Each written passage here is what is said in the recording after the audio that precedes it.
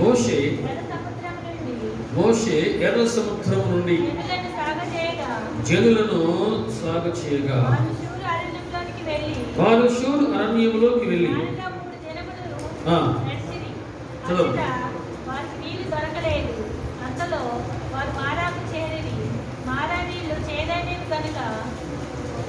చదువు.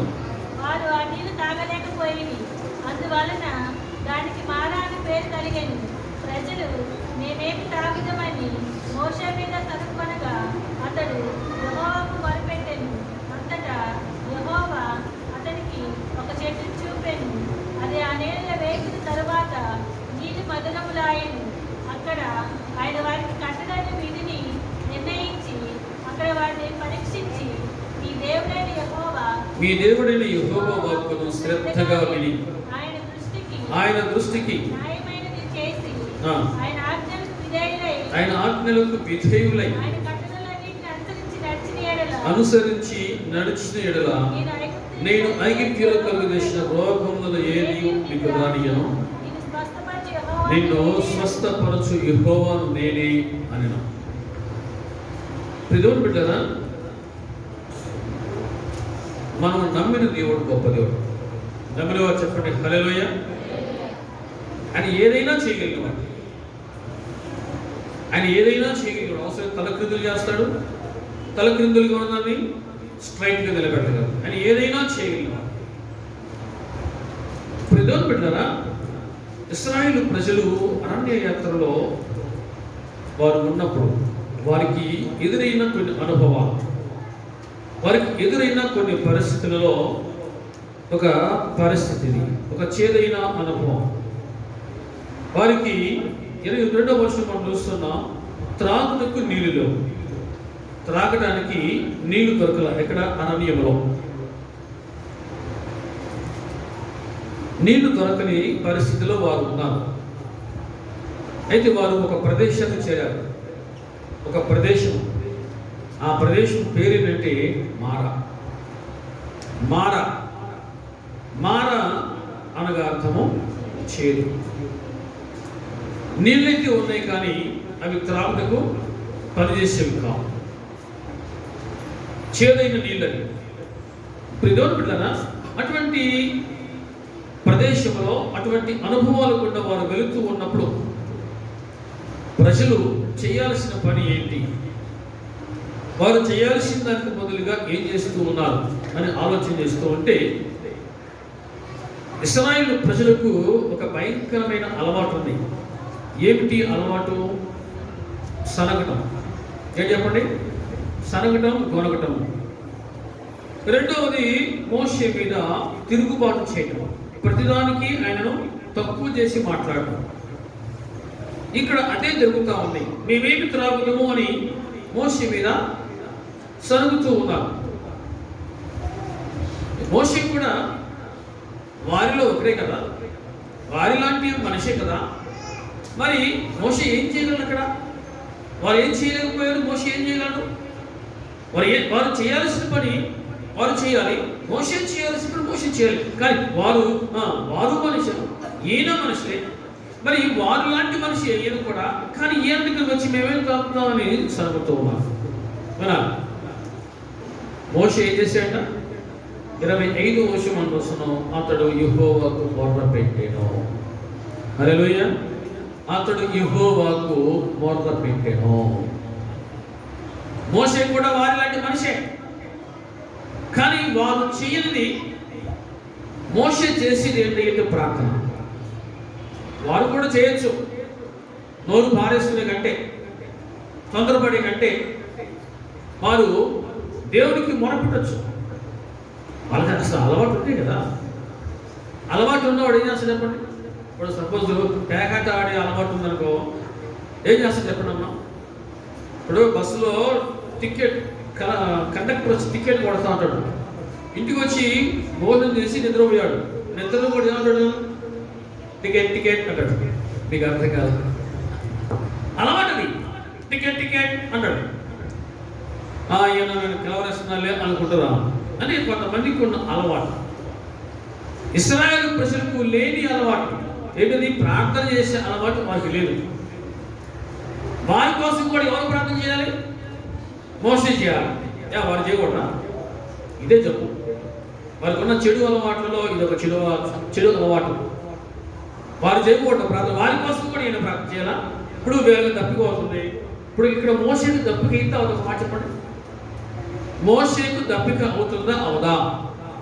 మోసేకి ఏమైనా స్పెషల్ ఉంది అక్కడ? ఏం లేదు. వారితో పాటు ఉన్నవాడే.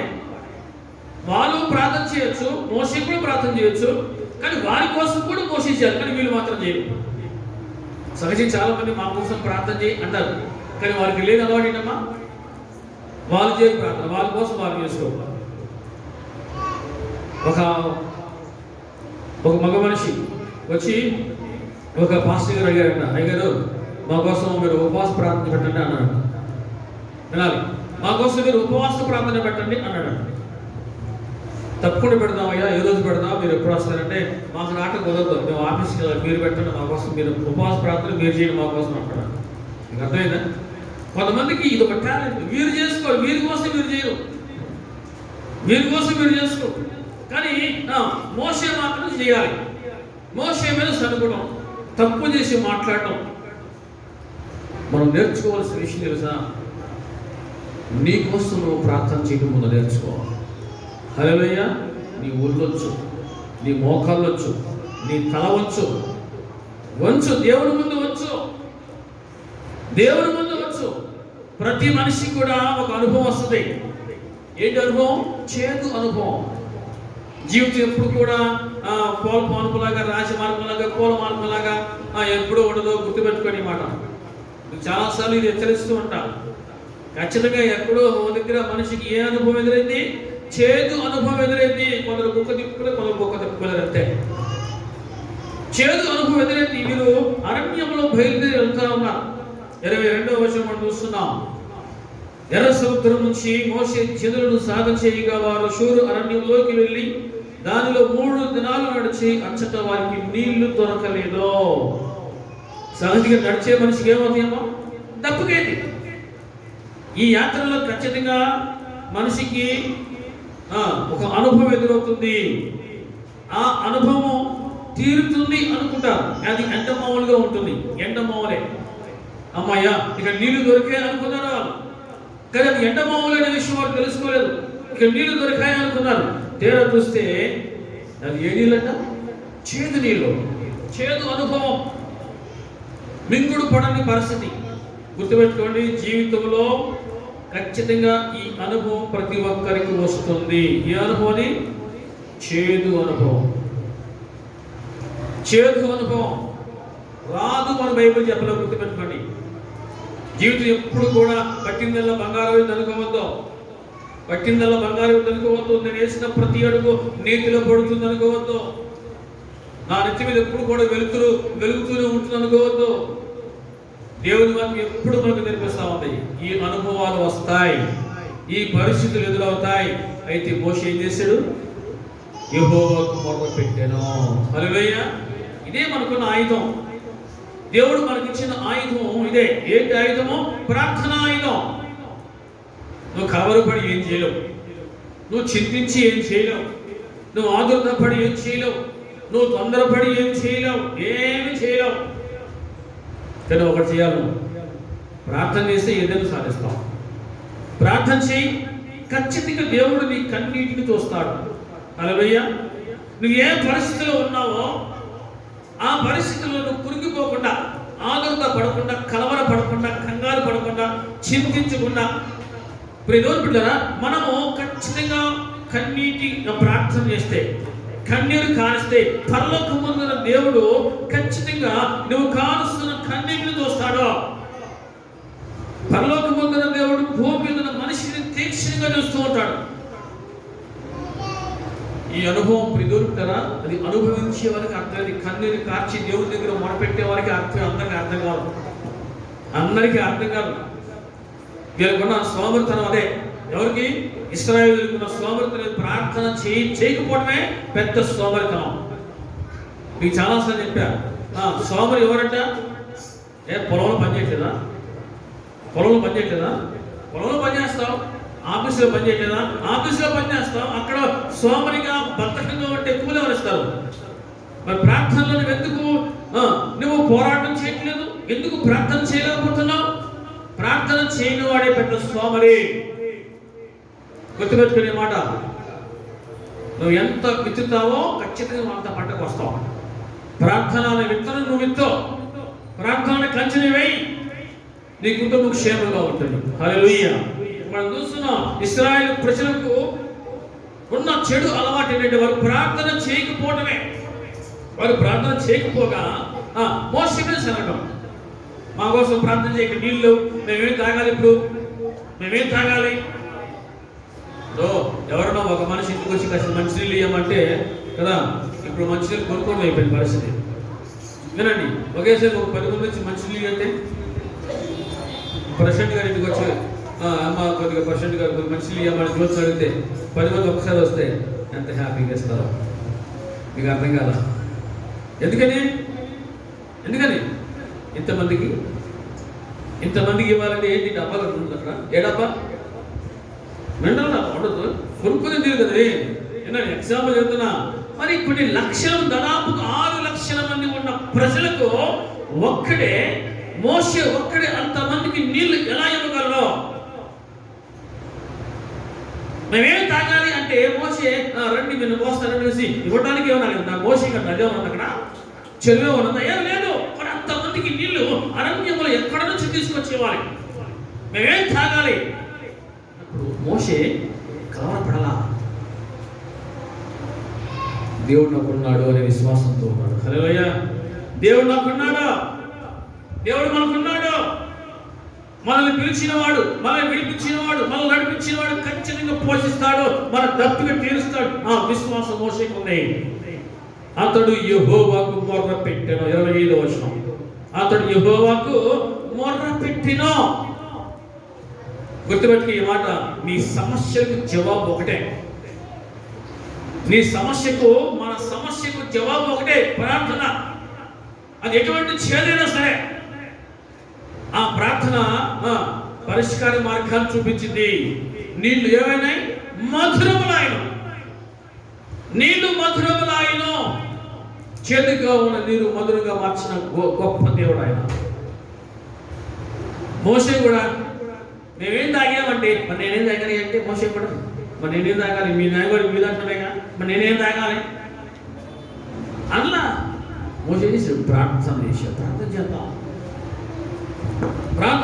ప్రిదోరి బిడ్డలారా, నీ జీవితంలో ఎప్పుడైనా ఏదైనా చేదు అనుభవం వస్తే, చేదు అనుభవాల గుండా నువ్వు యాత్ర కొనసాగిస్తూ ఉంటే కలత చెందకుండా, కంగారు పడకుండా, కలవర పడకుండా నువ్వు ఉన్న పాటున, ఉన్న చోటున నువ్వు మోకరించి ప్రార్థన చేయి. ఖచ్చితంగా నా దేవుడు నీ ప్రార్థనకు జవాబిస్తాడో. ఇచ్చునుగాక. అందరు ఎక్కడ ఉంటారు? హల్లెలూయా. దేవుడు గొప్ప దేవుడు. మోషే యెహోవాకు మొర్ర పెట్టెను. 25వ వచనం చూస్తున్నాం. ఒక చెట్టును చూపెను, అది ఆ నీళ్ళలో వేసిన తర్వాత నీళ్లు మధురములాయను. హల్లెలూయా. అతడు యెహోవాకు మొర్ర పెట్టెను. చేదు అనుభవములో, గడ్డు పరిస్థితిలో, మార్గం తెలియని పరిస్థితిలో ఉన్నప్పుడు కూడా మోషే దేవునికి మొరపెట్టాడు. ఇంతమందికి నీళ్లు ఎక్కడి నుంచి తీసుకురావాలనే ప్రశ్న రాలా మోషేకి. ఒకటే జవాబు, దేవునికి మొరపెడతాం. మోషేకున్న గొప్ప అలవాట్లలో ఉన్న అలవాటండి ప్రతిదీ కూడా, అది ఎటువంటి పరిస్థితి వచ్చినా సరే దేవునికి మొరపెడదాం అని అడిగితే, శోధన బాధలు చుట్టినా నన్ను ముట్టినా సాగిపోవుటే నాకు నా యేసు నేతులే, సాగిపోవుటే నాకు నా యేసు నేతులే. శోధన బాధలు చుట్టినా నన్ను ముట్టినా సాగిపోవుటే నాకు నా యేసు నేతులే, సాగిపోవుటే నాకు నా యేసు నేతులే. నడవలేక నా గొడవ నడి సంగ్రామంతున నడుపుట నా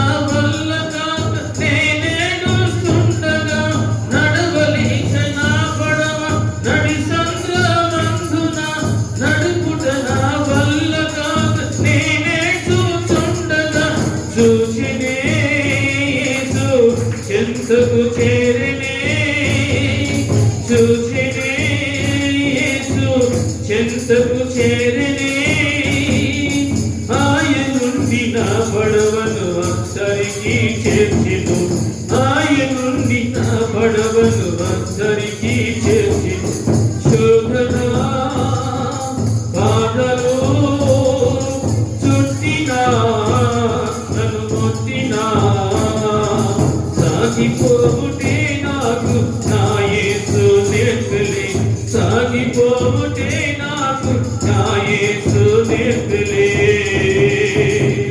హల్లెలూయా. ఏ సమస్య ఎదురైనా సరే చేదు అనుభవం, మింగుడు పడని అనుభవాన్ని, ఊపిరి పీల్చలేని పరిస్థితి, అడుగు ముందుకు వేయలేని పరిస్థితి, అది ఏది ఏమైనప్పటికీ కూడా నువ్వు ఉన్న పాటున ఉన్న చోటున మోకరించి ప్రార్థన చేయి, కన్నీరు కాచు,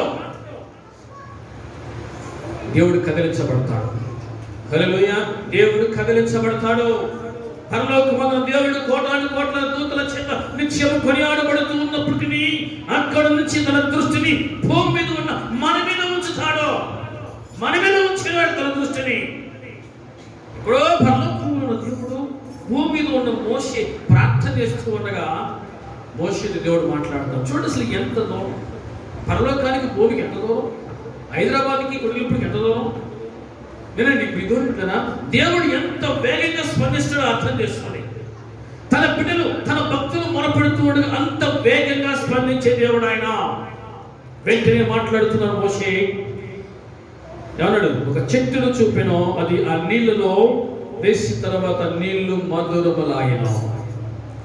నేను నీకు ఆలోచన చెప్పేదను, నీకు ఆలోచన చెప్పేదని 32వ కీర్తన మనం చూస్తున్నప్పుడు దేవుని బిడ్డలారా 32వ కీర్తనలో ఇక్కడ మాట్లాడుతూ 8వ వచనం, నీకు ఉపదేశము చేసిదను, నీవు నడవవలసిన మార్గము నీకు బోధించుదును, నీ మీద దృష్టి ఉంచి నీకు ఆలోచన చెప్పేదను. హల్లెలూయా. నీకు ఉపదేశం చేసేదను, నీవు నడవవలసిన మార్గం ఏదో అది నీకు బోధించుదును, నీ మీద దృష్టి ఉంచి ఏమంటున్నాడు? నీకు ఆలోచన చెప్పాను. ఆలోచన చెప్పే దేవుడు కొన్నిసార్లు ఏం పాల్పడట్లేదు అన్నయ్య, మనసు తోచట్లేదు, ఏం అర్థం కావట్లేదు, అడుగు ముందుకు పడట్లా, దారులన్నీ ముసుగుతో ఉన్నాయి, మైండ్ పని చేయట్లేదు, మింగుడు పడని పరిస్థితి, దారి కంటికి కనపడని పరిస్థితి, ఏం చేయాలో పాల్పడని పరిస్థితి. ఈ అనుభవాలు ఈనాడు మనిషికి ఎక్కువ ఉన్నాయి. కుటుంబాల కంటికి కనబడిన శోధనలు చాలా వెంటాడుతూ ఉన్నాయి. కుటుంబాల్లో కంటికి కనబడిన శోధనలు చాలా వెంటాడుతూ ఉన్నాయి. ప్రతి కుటుంబానికి కూడా దుష్టుడు బహుగా వేధిస్తూ శోధిస్తూ ఉన్నాడు. చేతులు తీసుకొచ్చి మింగు అంటున్నాడు, చేతులు తీసుకొచ్చి మింగు అంటాడు. నీ దేవుడు ఏం చేస్తున్నాడు? నీ దేవుడు ఏం చేస్తున్నాడు? దేవుడు నీ ప్రార్థన వింటలేదా? దేవుడు నీ ప్రార్థన జవాబు ఇవ్వట్లేదా? దేవుడు నీ ప్రార్థన వింటే నీ జీవితంలో ఇటువంటి చేదు అనుభవం ఎందుకు వస్తుంది? ఈ చేదు అనుభవాన్ని మొదలుగా మార్చొచ్చుగా. ఈ విధంగా ఇటువంటి ఆలోచన ద్వారా అపవాది దుష్టుడు నీ మైండ్ పై దాడి చేస్తూ ఉంటాడు, నీ మనస్సు పై దాడి చేస్తూ ఉంటాడు. దేవుని బిడ్డలారా, నువ్వు దుష్టునికి అవకాశం ఇవ్వద్దు. అపవాదిని ఎదురించడి, అప్పుడు వాడు మీ యొద్ద నుంచి పారిపోను. ఎదిరించు, వాడికి అవకాశం ఇవ్వద్దు. నిజమేనా? ప్రార్థన చేస్తే, మోషే ప్రార్థన చేస్తే నీళ్ళు ఏమైనా చేదు నీళ్ళు మధురంగా మారినగా దేవుడు నాకు ఎందుకు మార్చలేదు, నిజమేగా అని అపవాదికి అవకాశం ఇవ్వవద్దు. అపవాదికి అవకాశం ఇవ్వద్దు. అపవాది జీవితం రోజు ఏంటి చేద్దాం, సైతానా నా వద్ద నుంచి పారిపో అను, అంతే. నా వెనక్కి వెళ్ళిపో, నీ దేవుడైన యెహోవాను ప్రభువును శోధించవద్దు, వెనక్కి వెళ్ళిపో. గద్దించు అపవాదిని, అపవాది పారిపోతాడు. హల్లెలూయా. దేవునికి సమస్తము సాధ్యమనే విశ్వాసం మనకు ఉండునుగాక. ఎటువంటి చేదు అయినా సరే, లోతైన లోయ అనుభవం, లోయలో ఉన్నావు, ఊపిలో ఉన్నావు, పైకి రాలేని స్థితి, మరొకరు సహాయం చేస్తే కానీ పైకి రాలేని పరిస్థితిలో ఉన్నావు, ఒంటరితనంతో ఉన్నావు, లోతైన లోయలో నువ్వు కాచి కన్నీరు ఎవరికి కనబడదు, నువ్వు వేసే కేక ఎవరికి వినబడదు. కానీ ప్రతి విషయంలో కూడా, ప్రతి స్థలంలో కూడా మన దేవుడు మనతో ఉంటాడు. హల్లెలూయా. ప్రతి స్థలంలో మనతో, లోయలో ఉన్నాడు మనతో, కురిగిన సమయంలో మనతో ఉన్నాడు, నిరాశతో ఉన్నప్పుడు మనతో ఉంటాడు, వేదనలో, రోదనలో, శోధనలో ఉన్నప్పుడు ఆయన మనతో ఉంటాడు. మనల్ని విడువడు, విడిచిపెట్టేవాడు కాదు. నేను విడువను, ఎడబాయను. నేను విడువను, ఎడబాయను. ఈ వాగ్దానం మనం అందరం స్వతంత్రించుకుందాము గాక. దేవుని బిడ్డనా, మోషేతోనే కాదు, దేవుడు మనతో కూడా మాట్లాడతాడు. ఎప్పుడు? ప్రార్థన చేస్తూ ఉండు. విసుగు ప్రార్థన చేయి. ఆయనతో గడుపు. నువ్వు పడుకో ప్రార్థన చేస్తావు, నువ్వు కూర్చో ప్రార్థన చేస్తావు, నువ్వు మోకాలేసి ప్రార్థన చేస్తావు, సాగిలో పడి ప్రార్థన చేస్తావు, నువ్వు ఏ విధంగా చేస్తావు, ఏ విధంగా చేసినా సరే దేవుడు వినే దేవుడే. త్రోసివేసేవాడు మాత్రం కాదు. ఆయన త్రోసివేసేవాడు కాదు. నీ ప్రార్థన అంగీకరించి, నీ కన్నీటిని చూచి తుడిచి నీ ప్రార్థనకు జవాబిచ్చే దేవుడు ఆయన. హల్లెలూయా. చేదును మధురంగా మార్చిన గొప్ప దేవుడు. ఈ రోజు నీ జీవితంలో ఎటువంటి చేదు కూడా వెళుతూ ఉన్నావో, ఆ చేదు నా దేవుడు మధురంగా మార్చునుగాక. ఆమేన్. సాగిపోవుటే నాకు నా యేసు నేర్పిలే. రేపు శివారి పాట తెలుసుకోవాలి ఖచ్చితంగా. పాట తెలుసుకోండి. సాగిపోండి అనేవాడు కానీ ఆగిపోండి అనేవాడు మాత్రం కాదు. హల్లెలూయా. నిర్గమాకాండంలో మరి యొక్క విషయం మనం జ్ఞాపకం చేసుకుందాం. చేదుగా ఉన్న నీటిని మధురంగా మార్చిన వాడు దేవుని బిడ్డలారా, 14వ అధ్యాయంలో మనం చూస్తున్నాం. ఇక్కడ ఎర్ర సముద్రము అడ్డు వచ్చినప్పుడు ప్రజలందరూ కూడా మరి సముద్రాన్ని చూస్తున్నారు, వెనుక ఉన్న పరో సైన్యం చూస్తూ ఉన్నారు. వారు ఏమంటున్నా చూద్దాం. 11వ వర్షంలో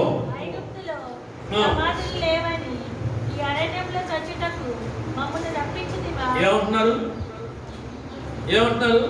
ఏమయ్యా మోషే గారు, బయటికి తీసుకొచ్చే బాధ ఉంది కానీ ఏందయ్యా మాకు ఈ బాధ, బతుకంతా మాకు ఈ బాధలేనా? మేము ఉన్నంతకాలం బాధలేనా? ఏమో ఇక్కడ ఉన్న వాళ్ళు అనుకున్న వాళ్ళు అట్లా అనుకుని లేరు అట్లా. మరి మేము ఉన్నంతకాలం మాకు ఈ బాధలేనా మోషే? ఏమయ్యా ఐగుప్తులో సమాధులు లేవు అనుకున్నావా? ఇక్కడ తీసుకొచ్చావు, ఇక్కడ సమాధులు పుష్కలంగా ఉన్నాయి అనుకుంటున్నావా? అనండి, ఏదైనా కష్టం వస్తే మనిషికి గుర్తొచ్చిందండి సమాధి. చావు. ఏదైనా కష్టం వస్తే మనిషికి గుర్తొచ్చింది ఏంటంటే సమాధి, చావు. ఈ సమాధి గట్టిగా పడతా ఉంటుంది. ఇక్కడ ఇక ఇంకొంచెం డీప్కి వెళ్తే తర్వాత ఊరికి పొమ్మంటుంది, రామంటున్నా. ఏంటది? ఇయ్యే వస్తా ఉంటాయి. ఈ ఆలోచనలో కొద్దిగా దిగజారిపోయామో ఇక దిగజారిపోయిన ఆలోచనలే, కొద్ది కురిగిపోయామో కురిగిపోయే ఆలోచనలే. పైకి ఎగబాకాలి అనే ఆలోచన రాదు, పైకి లేవాలి అనే పట్టుదల రాదు. అయిపోయింది నా పని, నేను సమాధిలో పోవడమే, నేను కోతిలో పోవడమే, ఊరు పోమంటుంది, పాట రామంటుంది. ఇంకేముంది? అదంతా అయిపోయింది. ఇక బతుకున్నంతకాలం మా భక్తులన్నీ కూడా బాధలమైనే. ఏమయ్యా మోషే, ఐగుప్తులో సమాధులు లేవని ఈ అరణ్యంలో చచ్చుడుకు మమ్మల్ని రప్పించితవా? కుక్క సాగు సావాలి మేము. ఏ సాగు అంట? కుక్క సాగు సావాలి మేము ఈ అరణ్యంలో, దిక్కులేని సాగు. ఏంటయ్యా? ఏదైనా కష్టం వస్తే ఏం చేయాలమ్మా? ఏం చేయాలి చెప్పండి అబ్బాయి, చెప్పాలి. ఏం చేయాలి? పడుకొని ఆలోచన చేయాలి. పడుకొని ఆలోచించాలి అంతేనా? ఏదైనా కష్టం వస్తే పడుకొని ఆలోచించాలి అంతేనమ్మా? ఎవరు మాట్లాడలేదని ఏం చేయాలి? ప్రార్థన చేయాలి. అన్నిలాగా విచారిస్తూ, అన్నిలాగా కురిగిపోతూ, మనకి దారిలోకి కలిగి ఏ విధంగా నలిగిపోతారో మీకు అటువంటి పరిస్థితి లేదు. ఎందుకో మనకు దుడ్డు కర్ర ఉంటుంది. హల్లెలూయా. మనకు దుడ్డు కర్ర ఉంటుంది, దాన్ని పట్టుకుని స్వేచ్ఛగా మనకి ఇచ్చాడు. ఈ విధంగా సరుగుతూ ఉన్నారు. ఐగుప్తులను బయటికి రప్పించి మమ్మల్ని ఇట్లు చేయనేనా? మమ్మల్ని ఐగుప్తులో నుండి బయటికి రప్పించి మమ్మల్ని ఇట్లు చేయనేనా? మా జోలి మౌనము, ఐగుప్తులకు దాసులం అవుతాం. మళ్ళీ ఇదే బతుకు. కొంతమందికి తెలుసా? కొంతమందికి ఇదో చెప్పు, ఎట్లా కూడా ఎక్కడికి వెళ్ళినా బాధ తప్పట్లేదు, మళ్ళీ అదే పోతానే మేము. మళ్ళీ అక్కడ ఎక్కడ వచ్చిందో మేము వచ్చామో అక్కడికే పోతాం. కొద్దిగా అక్కడే పోవాలి మాకు, కొద్దిగా అక్కడే పోవాలి. ఇక్కడ దేవుని తెచ్చి అనుకొని విడిచిపెట్టి వచ్చావో, దేవుని కాదు అనుకొని దానికి దూరంగా పారిపోయి వచ్చావో మళ్ళీ అదే నీకు గుర్తొస్తా ఉంది. అక్కడికే వెళ్ళిపోతా, నేను అక్కడికే వెళ్తా. అదే బాగుంది, లోకమే బాగుంది, పాపంలో ఉన్నప్పుడే బాగుంది. ఏ బాధలు పని లేవు, బంధకాలు లేవు, ఏ ఆడుకోట్లు, జీవితం సాఫీగా సాగిపోతా ఉంది అని ఆలోచన చేసేవాళ్ళు చాలా మంది ఉన్నారు. విడిచిపెట్టి వచ్చిన తర్వాత ఐగుప్తులు వాళ్ళు దేని జ్ఞాపకం చేస్తున్నారు? ఇశ్రాయేలు క్షమించండి, ఇశ్రాయేలు దేని జ్ఞాపకం చేసుకుంటున్నారు? మరలా ఐగుప్తులే జ్ఞాపకం చేసుకుంటున్నారు. అదే బాగుంది. చాలా మందికి ఇది ఆలోచన, కష్టం వచ్చినాక ఏది బాగుంటుంది? లోకమే బాగుంటుంది. దేనినైతే కాదు అనుకుని వచ్చావో అదే బాగుంది. దేనినైతే చీ అనుకుని వచ్చావో, దేనినైతే వద్దనుకుని విడిచిపెట్టి వచ్చావో నాకు అదే బాగుంటుంది, అదే కావాలి అనుకునే వాళ్ళు చాలా మంది ఉంటారు. ఇశ్రాయేలు ప్రజలు అదే అంటారు, ఇట్లు మమ్మల్ని చేయనేలా. ఏమయ్యా మోసే, ఎందుకు ఇక్కడ తీసుకొచ్చి మమ్మల్ని? నువ్వేదో బయట తీసుకొచ్చేసి మమ్మల్ని అందరూ రాజులు చేస్తున్నావు కానీ మా బతుకులు అంతే ఉన్నాయి. మేము ఐగుప్తుకే మళ్ళీ మేము దాసులుగా పోతాం, ఐగుప్తులకి మేము దాసులుగా ఉంటాం. అదే బాగుంది. పాపంలో ఉన్నప్పుడే బాగుంది, శాపంలో ఉన్నప్పుడే బాగుంది. పాపం చేసే ప్రతివాడు పాపానికి దాసుడు. కొంతమంది దేనినైతే విడిచిపెట్టి వచ్చారు మరలా ఆ వెనుకటి స్థితిని జ్ఞాపకం చేసుకుంటారు. అవును అన్నవాళ్ళు నిజం చెప్పండి, హల్లెలూయా. అవును కదా, వెనుకటి స్థితిని జ్ఞాపకం చేసుకుంటారు. అదే బాగుంది, చాలా బాగుంది. నా ప్రాణమా, అసలు ఎంతమంది స్నేహితులు అసలు వద్దులాగా చుట్టూ చేస్తారు ఏగల్లాగా. నీ కాడ బెల్లం ఉంది కాబట్టి చేస్తారు, బెల్లం లేదో ఒక ఏగొరదు. మీకు అర్థం కావట్లా? హల్లెలూయా. ఈ లోక స్నేహం అంతే కానీ కొంతమంది కష్టం వచ్చినప్పుడు అదే బాగుంది అంటున్నారు. మేము ఐగుప్తులకు దాసులుగా ఉంటాం. 12వ వచనం చూస్తున్నాం. ఐగుప్తులకు మేము నీతో చెప్పిన మాట ఇదే కదా, మేము ఈ అరణ్యము చచ్చుల కంటే ఐగుప్తులకు దాసులం ఒకటి మేలని చెప్పి అందుకు మోషే భయపడబడి, యెహోవా మీకు నేడు కలుగజేయు రక్షణను మీరు ఓరక నిలుచుండి చూడండి. మీరు నేడు చూసిన ఐగుప్తులో ఇక మీద వారు ఎన్నడూ చూడరు. యెహోవా మీ పక్షంలో యుద్ధం చేయను, మీరు ఓరకయే ఉండవాలని ప్రజలతో చెప్పాడు. మోషే ఏం చేశాడు? అంతలో యెహోవా మోషేను చూచి, నీవేళ నాకు మొరపెడుచున్నావు, సాగిపోడి. ఏమన్నాడు? మోషే సాగిపో. ఎందుకే నువ్వు ప్రార్థన చేయకముందే నేను విన్నా, నువ్వు మొరపెట్టక ముందే నేను చూశా, నేను మీతో ఉన్నానయ్యా. మోషే సాగిపోడి. ఏమన్నాడు?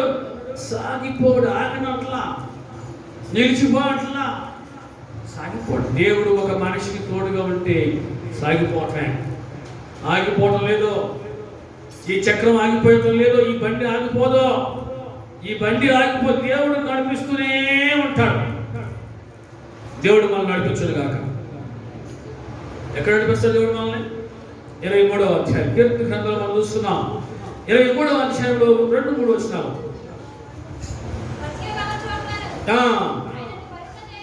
పచ్చిక గల చోట్లను ఆయన నన్ను పరుండు చేయించున్నాడు, శాంతికరమైన జలముల యొద్ద నన్ను నడిపించుచున్నాడు. ఈ ప్రయాణం ఎక్కడ దాకా ఈ ప్రయాణం? శాంతికరమైన జలములు, నీకు శాంతినిచ్చే ప్రదేశం, నీకు శాంతి కావాలని దేవుడు శాంతి జలముల యొద్దకు నడిపించే దేవుడుగా ఉన్నాడు. అడుగు. ఇప్పుడు సుఖపడాలి అనుకునేవాడికి ఏం కావాలని చెప్పడం? సుఖపడాలి అనుకునేవాడికి ఏం కావాలి? కష్టపడకుండా సుఖపడతాడా? ఒకవేళ కష్టపడకుండా సుఖం వచ్చిందనుకో, సుఖం తెలిసిదా? తెలియదు. కష్టపడాలి. వలస పక్షులు ఉన్నాయి. ఏ పక్షులు చెప్పండి? వలస పక్షులు. వినాలి. ఇక్కడ హిమాలయ పర్వతాలు, నార్త్ ఇండియాలో అక్కడ ఉంటాయి పక్షులు.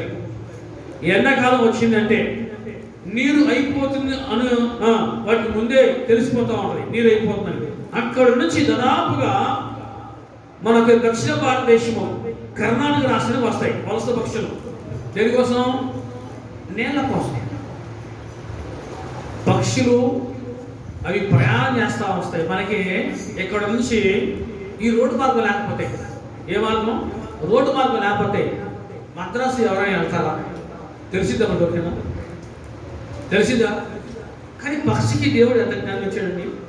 నార్త్ ఇండియా అక్కడ, సౌత్ ఇండియా అక్కడ, ఆ నార్త్ ఇండియా నుంచి సౌత్ ఇండియాకి ఎగురుకుంటూ వచ్చి ఎక్కడికైతే వాళ్ళు అక్కడికి వచ్చి వాళ్తాయి. అక్కడ నీళ్ళు ఉంటాయి, పుష్కలంగా తిండి ఉంటుంది. అవి అక్కడ నుంచి బయలుదేరి వస్తూ ఉన్నప్పుడు మధ్యలో కొంచెం ఇబ్బందులు వస్తూ ఉంటాయి. కానీ అలాగని ఇబ్బందులు వచ్చేయాల్సి ప్రయాణం ఆపుకో, ప్రయాణం అయ్యి ఆపో. ఎన్ని ఇబ్బందులు అవి ఒకసారి బయలుదేరి కనీసం 1500 నుంచి 3000 కిలోమీటర్లు ఆగకుండా ప్రయాణం చేస్తాయండి. దేవుడు చూడండి వాటి రెక్కలకి ఎంత బలం ఇచ్చాడు.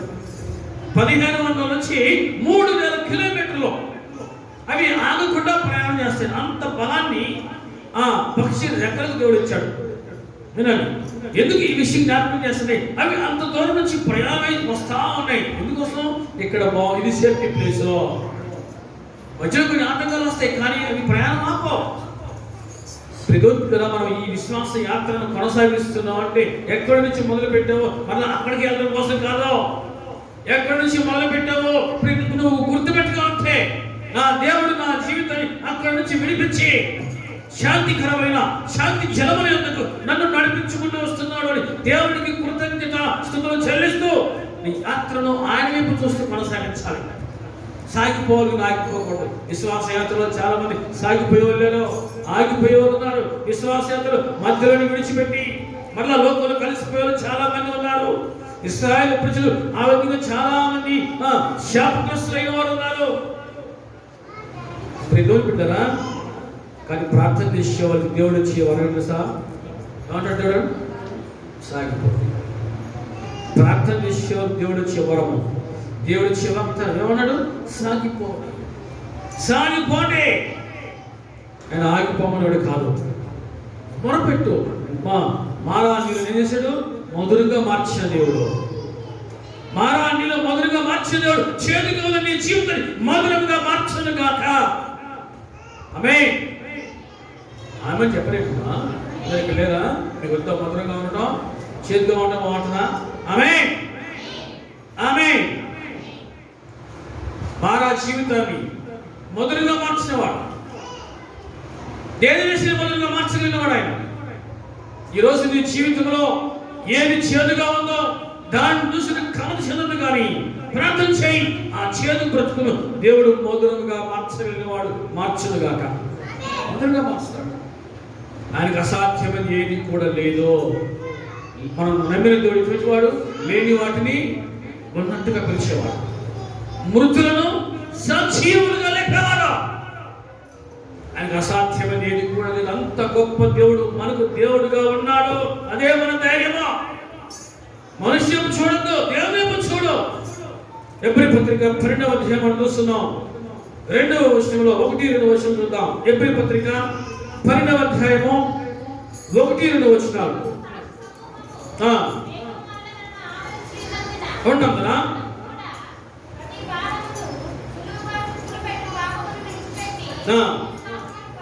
విశ్వాసమునకు కర్తయు దాన్ని కొనసాగించువాడునని యేసు వైపు చూచుచు మన ఎదుట ఉంచబడిన పందెంలో ఓపికతో పరుగెత్తుదము. ఆగదు, నీ పరుగును ఆపద్దు, నీ యాత్రను ఆపద్దు. మధ్యలో చేదు అనుభవం వచ్చిందా అయినా సరే నీవు నీ యాత్రను ఆపొద్దు. నువ్వు అడుగు, ఆ చేదును కూడా దేవుడు మధురంగా మారుస్తాడు. కష్టం వచ్చినా నువ్వు అడుగు, దేవుడు నిన్ను ఏ విధంగా నడిపించుకోవాలో ఆ విధంగా సమయోచితమైన సహాయం చేసేవాడు ఆయన. ఆయనకు అసాధ్యమని ఏది కూడా లేదు. ఇంత గొప్ప సాక్షి సమూహము. ఏ సాక్షి సమూహం అంట? ఏది? ఈ 11వ అధ్యాయం అంతా మీరు చూసుకోండి. ఇంటికి వెళ్ళి మీరు నిదానం చదవండి, లైన్ బై లైన్ మనసులో పెట్టి చదవండి.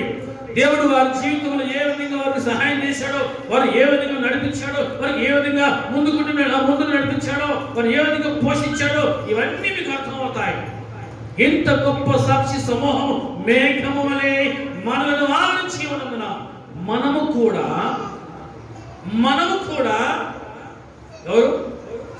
దేవుడు వారికి కాదు, మనకి కూడా ఉన్నాడు. మనకి కూడా దేవుడే, వారికి కాదు, మనకి కూడా సహాయం చేస్తాడు. మనము కూడా ప్రతి భారమును సులువుగా చిక్కులు పెట్టి పాపమును విడిచిపెట్టి. సులువుగా చిక్కులు పెట్టే పాపం, నిన్ను చిక్కుల్లో పడేసేదేది, నిన్ను ఇరికించేదేది, నిన్ను దోషిగా నిలబెట్టేదేది పాపం. దాన్ని విడిచిపెట్టు చాలు. సులువుగా చిక్కులు పెట్టే పాపాన్ని విడిచిపెట్టు. నేను ఇరికించేది, నేను చిక్కుల్లో పడేసేది పాపమే. ఆ పాపం అనేది నీ నోటి మాట ద్వారా రావచ్చు, నీ చూపు ద్వారా తిరగచ్చు. అది ఏదైనా సరే, అది నిన్ను చిక్కుల్లో పెట్టింది, ఇరికించింది, దోషిగా నిలబెట్టింది, అవమానానికి అప్పగించింది, నిందలకు అప్పగించింది. దానిని విడిచిపెట్టి. అర్థమవుతుందా? ఒక మనిషికి అప్రతిష్ట ఎందుకు వస్తుంది? పాపం. ఒక మనిషికి ఉన్న మంచి పేరు ఎందుకు పోతుంది? పాపం. అటువంటి పాపాన్ని విడిచిపెట్టి ఏమన్నాడు? అంతటి తర్వాత విడిచిపెట్టి విశ్వాసములకు కర్తయో దాన్ని కొనసాగించువాడు యేసు వైపు చూచుచు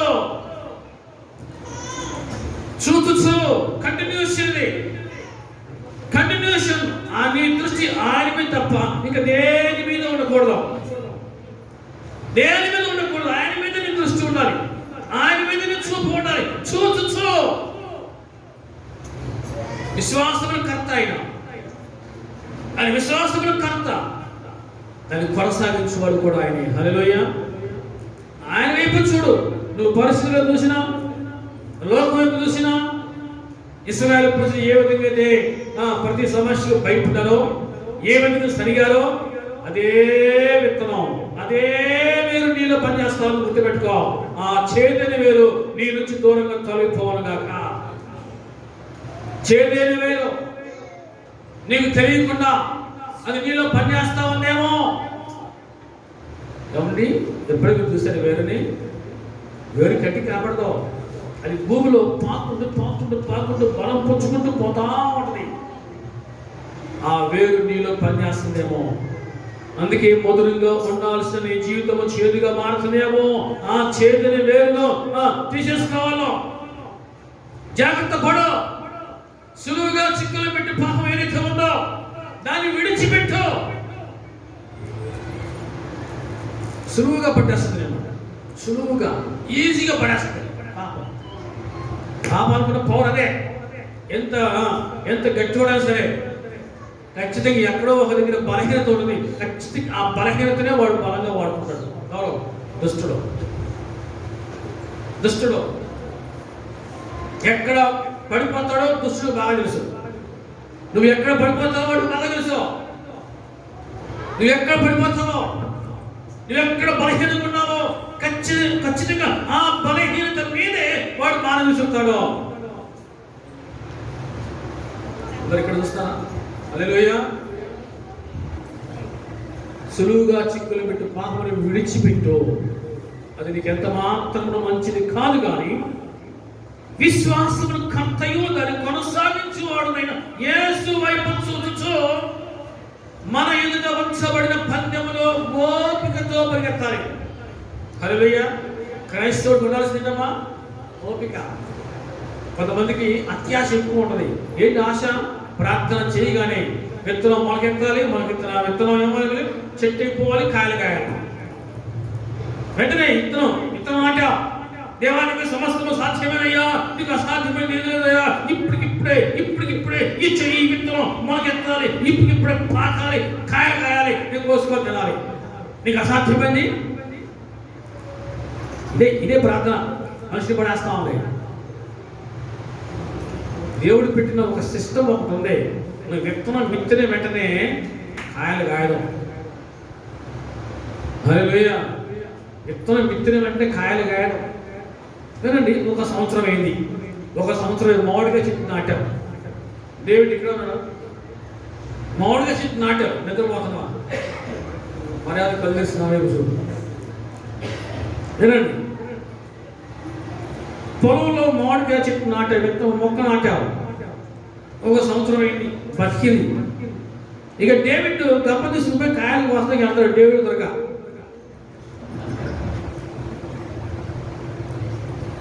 ఇద్దరు వెళ్ళారు, చెట్టుకి వెళ్ళి చూశాడు. అసలు చెట్టు నిండా గుత్తులు ఉంటే కాయలు కదా ఉంటాయా? దేవుడు ఉంటే కాయలు ఉంటాయా? ఉండవు. ఒక సంవత్సరం అయిపోయింది. ఇంకా రెండో సంవత్సరం కూడా త్వరగా బయలుదేరి వెళ్దాం. మన పొలంలో ఎక్కడ గగనీనేనా ఏమన్నా అది మీ ఆయన ఏమన్నా గట్టి చెప్పున్నా గణపవారంలో ఎత్తులో నాటాడు. 3 సంవత్సరాలు అయింది. కాయలు కాస్తాయా? కాయలు కాయనా చెట్టు బతిగా ఉంది. నాటు 3 ఏళ్ళు అవుతుంది. మరి కాయలు కాయనా ఎందుకైనా?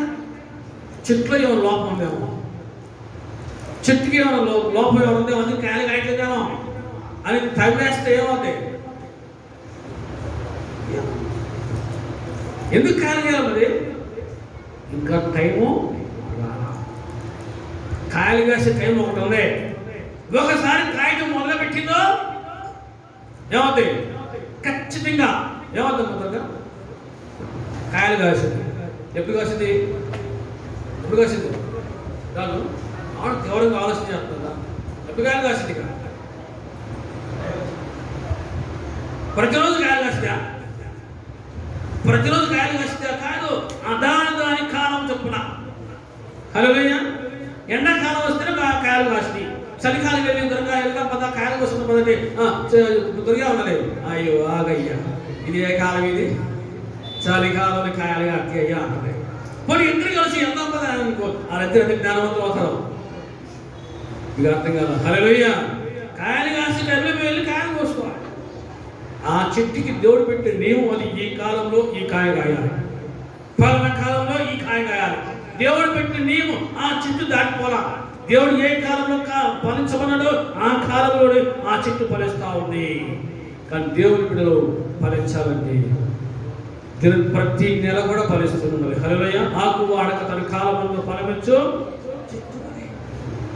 నెల నెల మనం చూస్తున్నాం.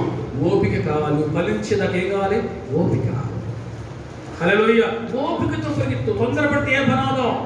తొందరపడితే శోధనలో పడతావు. గుర్తుపెట్టుకో. తొందరపడ్డావో శోధనలో పడతావు. మరియా ఏం చేసిందమ్మా? మార్త ఏం చేసింది? మరి ఏం చేసింది? యేసయ్య పాదాలు కూర్చున్నాయి. ఉత్తమమైన బోధ వింటా ఉన్నాయి. మార్త ఏం చేసింది? విస్తారమైన పనులు పెట్టుకుంది. పనులు పెట్టి ఏం చేస్తుంది? ఎంత మంచివాడో యేసయ్య అంటున్నా.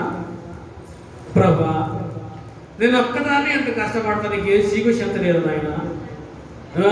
ఇక్కడ కూర్చొని పెట్టుకున్నావు, చక్కగా బోధ చేస్తున్నావు. నేను ఒక్కదాన్ని ఇక్కడ ఎంత కష్టపడుతున్నాను అనేసి ఆయన మీద చిరుకులు నాటుతున్నాయి. కొన్నిసార్లు కోపం వస్తే మనకి ఎవరిలో కోపం వస్తుంది? ఆయన మీదే. దేవుడు అసలు ఏం చేస్తున్నావు? నా బాధ ఎప్పుడు మాకు పచ్చిమంతకాలం ఈ బాధలో పోమా. ఇప్పుడు వేసుకుంటున్నాడు. నిజమేనమ్మా మాట, నువ్వు ఒక్కదాన్ని పని చేసుకుంటున్నావు అమ్మా. మరి నువ్వు కూడా సహాయం చేయమన్నాడు.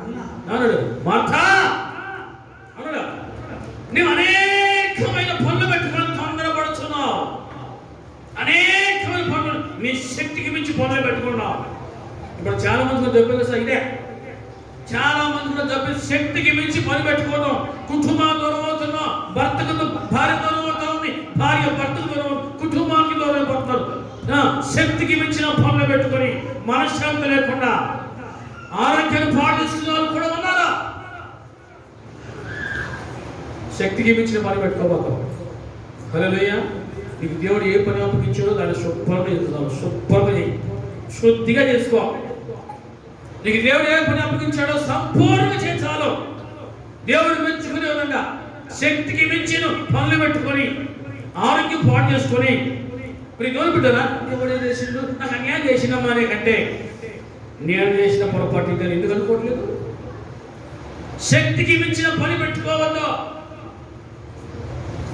మార్త అదే పని చేసింది. అనేకమైన విస్తారమైన పనులు పెట్టుకుంది. తొందర వస్తుంది, తొందరపడతా ఉంది. చూడండి, ఒక మాట జ్ఞాపకం చేస్తాము. సామెతల గ్రంథంలో 18వ అధ్యాయం. సామెతలు 18వ అధ్యాయంలో మనం చూస్తున్నప్పుడు ఇదో బిడ్డరా, క్షమించిన 19వ అధ్యాయం 2వ వచనం. సామెతలు 19:2. ఒకటి తెలివి నేర్చుకుంటా మంచిది కాదు. తొందరపడి నడుచువాడు దారి తప్పిపోవడం. ఈ తొందరే. నువ్వెందుకు తప్పిపోతున్నావు? నువ్వెందుకు పడిపోతా ఉన్నావు? తొందర. ఇశ్రాయేలు ప్రజలకు ఇదే చెప్పు. ఏదైనా కొంచెం కొరత వచ్చిందంటే వెంటనే వారు తొందరపడతారు. నోటికి తాళం ఉండదు. ఏమయ్యా మోషే, ఏంటి మాకు ఈ బాధలో, మాకేంటి ఈ బాధలో, చచ్చిపోతే ఐగుప్తులో సమాధంలో అనుకున్నావా? తొందర ఎక్కువ, వారికి తొందర ఎక్కువ. కొంతమందికి మాట్లాడే విషయం తొందర ఎక్కువ. నేను చెప్తే చేయాల్సిందే, నేను గీత గీస్తే గీతలో ఉండాల్సిందే. తొందర ఎక్కువ. కొంతమంది చూడండి, తొందరలో బూతులు మాట్లాడతారు. నువ్వు బూతులు మాట్లాడుతున్నావు గుర్తుపెట్టుకో. ఇది ప్రార్థన చేసేవాడు ఎందుకు బూతులు అవుతాయా అనుకోలేరా? ఉన్నాలేరా? అది ప్రార్థన చేసేవాడు ఎందుకు బూతులు అవుతాయా? ఇదేంటి అంటారు. కారణం ఏంటి? నీలో వారు ప్రత్యేకతను చూస్తున్నారు. ఆ ప్రత్యేకతను కాపాడుకుందువుగాక. ఆ ప్రత్యేకతను నిలబెట్టుకోవాలి. వాళ్ళకి వస్తే నీకు రాకూడదు. నీ నోటికి కూడా కొంచెం తోలు ఎక్కువే, నీ నోటికి తొందర ఎక్కువే, దానికి తాళం వేయకూడదు కాక. చెప్పండి, నాకేం వేయకూడదు? తాళం వేయాలి. భార్య పట్ల కూడా ఎందుకు వస్తే చెప్పండి? నోటి తోలే, నోటి తోల తొందర ఎక్కువ. ఇశ్రాయేలు ప్రజలు తొందర ఎక్కువ. ప్రతిదానికి వారు తొందరపడటమే. అసలు ఓపిక లేదు వారికి. దేవుడు ఉన్నాడుగా, దేవుడు ఈ మారాను మొదలుగా మారుస్తాడనే విశ్వాసం లేదు. తొందర ఎక్కువ. ఏమయ్యా మోషే, ఏంటి మాకు ఈ బాధలో?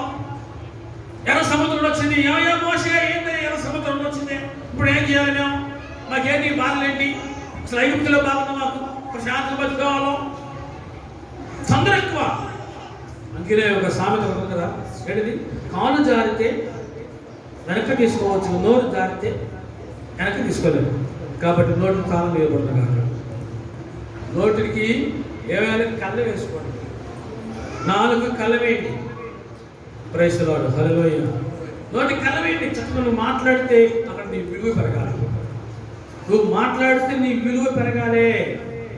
నువ్వు బూతులు మాట్లాడుతున్నానంటే తర్వాత మైకులో హల్లెలూయా స్తుతి మహిమ అంటే, ఈ పాట పాడే అమ్మాయి కదా, ఈ పాట పాడే అమ్మాయికి మనకు బూతులు ఇచ్చింది. సరే ఎప్పుడు నుంచి అనుకురా? కొంచెం జ్ఞానంతో ఆలోచించండి. దేవుడు మిమ్మల్ని ఎలా ఉండాలని కోరుకున్నాడు? నేను పరిశుద్ధులను, మీరును పరిశుద్ధులుగా నా వలె ఉండాలి. అటువంటి పరిశుద్ధ జీవితంలో మనం ఎదుగుదును గాక. తొందరపడి నడుచువాడు దారి తప్పిపోవును. ఓపికంటే సనగలో దేవునికి విరుద్ధంగా చూడండి. 3వ వచనం. ఎవరు తొందర ఎక్కువ ఉన్నాడు? డైరెక్ట్గా వాడిని అతను దేవుడి మీద కోపం తెచ్చుకున్నాడు. దేవుడి మీద కోపం వస్తున్నాడు. లాగించి దేవుడు లెక్క వండితే ఎంతసేపు చెప్పండి? దేవుడి మీద కోపం. దేవుడు ఏం చేసిండు? దేవుడు మాకు ఏం చేసిండు? పెట్టారా? తొందర లేకుండా చూసుకోవాలి మనం. తొందర లేకుండా దేవుడు నిన్ను ప్రత్యేకమైన జనాంగంగా ఏర్పరచుకున్నాడు.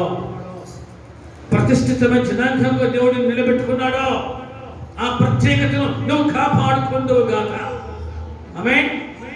దేవుడు నీకు ఇచ్చాడు పరిశుద్ధతను. నన్ను కాపాడుకోవాలి. ఇశ్రాయేలు ప్రజలందరూ కూడా దేవుడి చెంత ఆ ప్రత్యేకతను కాపాడుకోలేక తొందరపడి నోరు దారేసుకొని శాపగ్రస్తులు చాలా మంది ఉన్నారు ఇశ్రాయేలు ప్రజలు. అట్లా ఆడకూడదు. తొందర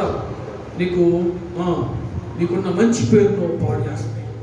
నీకు అప్రతిష్ట తీసుకొస్తుంది. తొందర ఆలోచించి మాట్లాడాలి. హల్లెలూయా. ఆలోచించి నిర్ణయం తీసుకో. తొందరపడి నిర్ణయం తీసుకుంటే నీ జీవితం కంపైపోతుంది. గుర్తుపెట్టుకో. తొందరపడి ఆవేశంలో ఏ నిర్ణయం తీసుకున్నా నీ జీవితం కంపే. ఇంపు కాదు, కంపు. ఆలోచించి దూరదృష్టితో ఆలోచించాలి. దూరదృష్టి, ఇంకిత జ్ఞానంతో ఆలోచించాలి. తొందరపాటు కాదు. నిదానించు. ప్రతిదానికి నువ్వు నిదానించు. తొందరపడ్డావో నీకున్న ఇమేజ్ డ్యామేజ్ అయిపోతుంది. గుర్తుపెట్టుకో. నీకున్న ఇమేజ్ డ్యామేజ్ అయితే దాన్ని నువ్వు పూడ్చుకోవాలి. చాలా టైం పడుతుంది. గుర్తుపెట్టుకో. దాన్ని మనల్ని పూడ్చుకోవాలని చాలా టైం పట్టింది. ప్రియులు బిడ్డలారా, మోషే ఎప్పుడు కూడా తొందరపడాలి. మోషకి ఎప్పుడు తొందరపడ్డా, వాళ్ళు ఎంత తొందర పెట్టినా సరే మోష తొందరపడ్డా. మోషకి కూడా ఒకే ఒక అలవాటు, ప్రార్థన చేయడం. ప్రార్థన చేయడం, ఓపికతో ప్రార్థన చేయడం. దేవుని దగ్గర పెరుగులాటం. 40 రోజులు కొండ ఎక్కాడంటే 40 రోజులు దేవునితో మొదలుపెట్టుకుంటా ఉండేవాడు.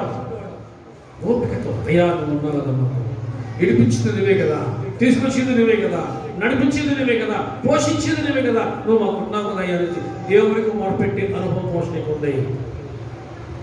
ఏ సమయం, ఏ పరిస్థితి ఎటువంటిది వచ్చినా సరే దేవుడు మొదలుపెట్టు. నీలో ఉన్న చేదు స్థితిని దేవుడు మధురముగా మార్చునగాక. మధురంగా మారుస్తాడు. నీ కుటుంబాన్ని మధురంగా ఉంచుతాడు. నలుగురికి నీ కుటుంబం, నీ జీవితం మధురముగా ఉండనగాక. నలుగురికి నీ జీవితం చేదుగా కాదు, మధురముగా ఉండాలి. మధురమైన జీవితంగా ఉండాలి. అట్టి కృప దేవుడు మనందరికీ దయచేయనుగాక. ప్రార్థన చేసుకుందాం. ఒక నిమిషం ప్రార్థన. మహాపరిశుద్ధుడా, మహిమగల తండ్రి, మా గొప్ప దేవా, నీ మిత్రులని ప్రేమను బట్టి మీకు వందనాలు చెల్లిస్తాం. అరణ్యంలో ఇశ్రాయేలు ప్రజలు త్రాగుటకు నీళ్లు లేనప్పుడు ప్రార్థించాలి కానీ వారు సరిగారు. సమస్య వచ్చినప్పుడు ప్రార్థించాలని మీ లేఖనాలు సెలవిస్తూ ఉన్నాయి. ఆ విధంగా నిన్ను సమీపించాలని మీ లేఖనాలు సెలవిస్తూ ఉన్నాయి. మోషే ప్రార్థించాడు. చేదుగా ఉన్న నీళ్లు మధురముగా మార్చాడు. నువ్వు మార్చావు. మార్చిన గొప్ప దేవుడు మాకున్నావు. ఏ సమయంలో, ఎటువంటి పరిస్థితిలో మేము ఉన్నా సరే ప్రార్థన మా సమస్యలకు పరిష్కారమని మరి ఒకసారి దేవా మీరు మాకు తెలియజేస్తూ వచ్చాడు. అందును బట్టి మీకు వందనాలు చెల్లిస్తున్నాం. మారా నీళ్ళు మధురంగా మార్చిన గొప్ప దేవుడు మా జీవితాలను కూడా మధురంగా మార్చండి. 3 బార్ల జీవితాలు చిగురుపరిచేయండి. ఆశలు లేవు అని అడుగంటిపోతున్నాయి అనేసి అనగారిపోతున్న వారి కోసం ప్రార్థన చేస్తున్న వారి జీవితాల్లో ఉన్న నిరాశలో ఉన్న స్థితిని జ్ఞాపకం చేసుకొని ఆశలు చిగురుపరిచేయండి. నేనున్నాను అనేటువంటి భరోసా కల్పించండి. నేనున్నాను వాగ్దానాలు దాచేయండి. అట్టి వాగ్దానం మా తండ్రి మీ బిడ్డల జీవితంలో మీరు నెరవేర్చండి. ఎవరైతే బలహీనులుగా ఉన్నారో వారిని బలపరచు. అనారోగ్యంతో ఉన్న వారిని స్వస్థపరచు. నిన్ను స్వస్థపరచు యెహోవాను నేనే వాగ్దానం ఇచ్చిన గొప్ప దేవుడు నీవు ప్రభువా. ఎవరైతే బలహీనులుగా ఉన్నారో, ఎవరైతే అనారోగ్యంతో ఉన్నారో మీ నామములో ప్రార్థన చేస్తున్నాం. వారు సంపూర్ణ స్వస్థత పొందునుగాక. వారు సంపూర్ణ స్వస్థత పొందునుగాక. వారు సంపూర్ణ స్వస్థత పొందునుగాక. మీ సాక్షులుగా ప్రతి ఒక్కరు నిలబెట్టుకోవాలి. ఎత్తబడిన ఈ మాటలు మా తండ్రి నీ బిడ్డల జీవితంలో మీరు ఫలింపచేయాలి. యేసుక్రీస్తు నామములో సమస్తము అడిగి పొంది ఉన్నాము తండ్రి. ఆమేన్.